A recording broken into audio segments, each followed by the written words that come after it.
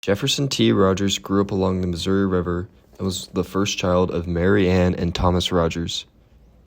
The Rogers family moved from St. Louis to Boonville to Callaway County before statehood.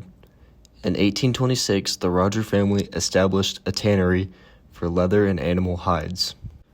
In 1828, the family moved to the capital city. 1 year later, Jefferson and Thomas acquired a license to operate a ferry. This was the first horse-powered ferry between the Callaway and Cole counties. Rogers took over the boat landing at the end of Harrison Street. The Rogers carried both freight and people across the river. Sadly, Thomas Rogers died in 1835 from natural causes. Jefferson worked with E.B. Cordell, John Yungt, and T.L. Price to bring the first steam ferry to Jefferson City. In 1840, Rogers built a rock home that took up most of the 600 block of Water Street, where he lived until his death in 1880. The home was later demolished to make room for a railroad in the turn of the 20th century. Some of the stone was reused to build Carnegie Library Building on 214 Adams Street.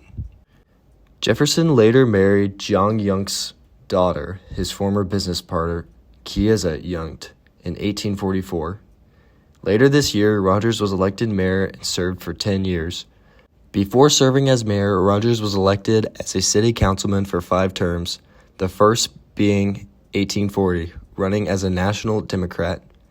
Before the Civil War, Jefferson was appointed paymaster general of the state by Governor Robert Stelwart.